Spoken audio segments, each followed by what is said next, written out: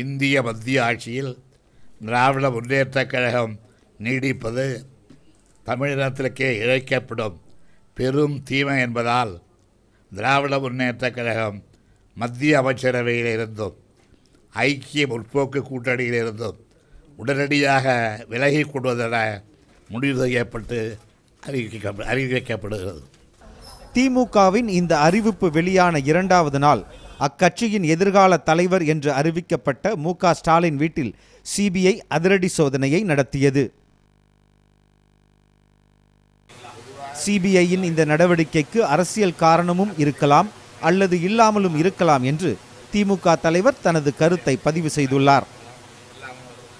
2G அழைக்கற்றை ஊழலில் Kanimozhi, granite ஊழலில் அழகிரி என்று திமுக தலைவரின் 2 வாரிசுகளும் ஊழல் பட்டியலில் இடம்பெற்றுள்ள நிலையில் சிபிஐயின் இந்த நடவடிக்கை ஒரு அரசியல் விளையாட்டா, மற்றொரு ஊழல் புகாரின் தொடக்கமா என்பது எதிர்காலத்தில் தெரியவரும். செய்திக்குழு, ரெட்பிக்ஸ் நியூஸ்.